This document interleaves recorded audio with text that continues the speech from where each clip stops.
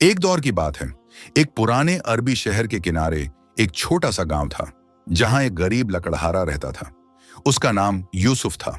यूसुफ बहुत मेहनती और ईमानदार आदमी था। सुबह सूरज निकलने से पहले जंगल चला जाता, लकड़ियां काटता, उन्हें शहर में बेचता और शाम को थोड़ा सा आटा, कुछ खजूरें और अपने बच्चों के लिए खाने का सामान लेकर वापस आता। गरीबी उसके घर की स्थायी मेहमान थी, लेकिन उसके दिल में कभी शिकायत नहीं आई। यूसुफ की एक आदत थी कि वह हर मुश्किल में कहता, अल्लाह बेहतर करने वाला है। गांव में एक अमीर सौदागर भी रहता था, जिसका नाम हम्माद था। उसके पास सोने के सिक्के, ऊंट, नौकर और बड़े बड़े गोदाम थे, मगर दिल इतना तंग था कि किसी फकीर को एक रोटी भी न देता।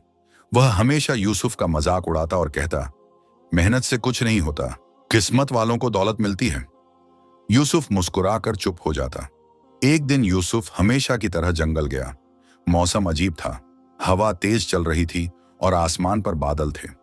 जंगल के अंदर जाते जाते वह एक ऐसे हिस्से में पहुंच गया जहां वह पहले कभी नहीं गया था। वहां पेड़ बहुत घने थे और जमीन पर सूखे पत्तों की मोटी परत बिछी हुई थी। लकड़ियां काटते काटते अचानक उसकी कुल्हाड़ी हाथ से छूटकर एक पुराने कुएं में जा गिरी। यूसुफ परेशान हो गया। वह कुआं बहुत पुराना, पत्थरों से बना हुआ और आधा टूटा हुआ था। अंदर गहरा अंधेरा था। वह कुएं के किनारे बैठ गया और अफसोस से बोला, या अल्लाह, यही एक सहारा था, अब बच्चों को क्या खिलाऊंगा। इतने में उसे कुएं के अंदर से हल्की सी आवाज सुनाई दी, अगर अपनी चीज वापस चाहिए तो नीचे आ जाओ। यूसुफ के रोंगटे खड़े हो गए। उसने इधर उधर देखा, मगर कोई न था। आवाज दोबारा आई, डरो मत, मैं तुम्हें नुकसान नहीं पहुंचाऊंगा। यूसुफ हैरान था। कुछ देर सोचने के बाद उसने दिल मजबूत किया। कुएं के अंदर पुराने पत्थरों की सीढ़ियां बनी हुई थीं। वह धीरे धीरे नीचे उतरने लगा। जितना नीचे जाता, ठंड बढ़ती जाती। आखिर वह एक अजीब जगह पहुंचा। नीचे एक विशाल गुफा थी। दीवारों में चमकते हुए पत्थर लगे थे और बीच में एक बूढ़ा व्यक्ति सफेद दाढ़ी के साथ बैठा था। उसके सामने यूसुफ की कुल्हाड़ी रखी थी। बूढ़े ने कहा, मैं बरसों से यहां हूं।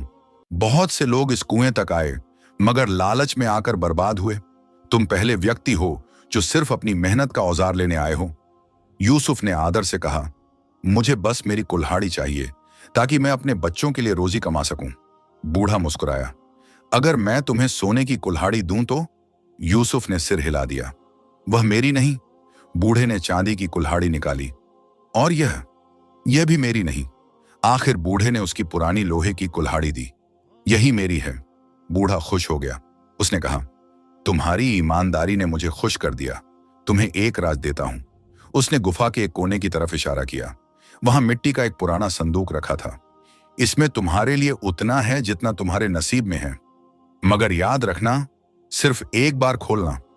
दूसरी बार खोलोगे तो सब कुछ खो दोगे। यूसुफ ने संदूक उठाया, कुल्हाड़ी ली और वापस ऊपर आ गया। घर पहुंचकर उसने अपनी पत्नी को सारी बात बताई। दोनों ने दुआ पढ़कर संदूक खोला। अंदर सोने के सिक्के, कुछ कीमती पत्थर और प्राचीन गहने थे। इतना धन उनके लिए काफी से ज्यादा था। कुछ ही महीनों में यूसुफ ने छोटा सा व्यापार शुरू कर लिया।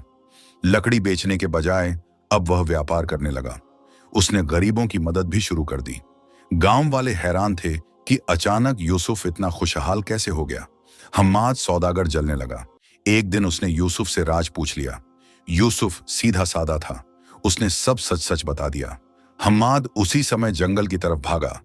उसने जानबूझकर अपनी कुल्हाड़ी कुएं में फेंकी और जोर से चिल्लाया, मेरी कुल्हाड़ी, मेरी कुल्हाड़ी। वह भी नीचे उतर गया। गुफा में पहुंचा तो वहीं बूढ़ा मौजूद था। बूढ़े ने पूछा, क्या चाहते हो? हम्माद लालच से बोला, मुझे सोने की कुल्हाड़ी चाहिए, और अगर हो सके तो खजाना भी। बूढ़े की आंखों में कठोरता आ गई। तुम सच बोलने नहीं, लालच करने आए हो। मगर हम्माद नहीं माना। मुझे संदूक दो। बूढ़े ने चुपचाप एक संदूक उसकी तरफ बढ़ा दिया। हम्माद खुशी से उछलता हुआ ऊपर आया और घर जाकर तुरंत संदूक खोल दिया। अंदर से अचानक धुआं निकला।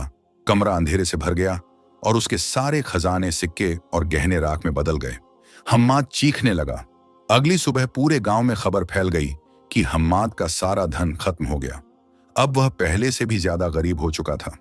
वह शर्मिंदा होकर यूसुफ के पास आया और बोला, मैंने जिंदगी भर धन जमा किया मगर सुकून न मिला। तुमने ईमानदारी से इज्जत भी पाई और रोजी भी। यूसुफ ने कहा, दौलत हाथ की चीज है, असली दौलत दिल का सुकून है।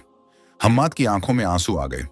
उस दिन के बाद उसने अपनी जिंदगी बदल दी, गरीबों की मदद शुरू की और घमंड छोड़ दिया। कई साल बाद गांव के लोग जब भी अपने बच्चों को नसीहत करते तो कहते, याद रखो, मेहनत से कमाई गई सूखी रोटी लालच के खजाने से बेहतर है।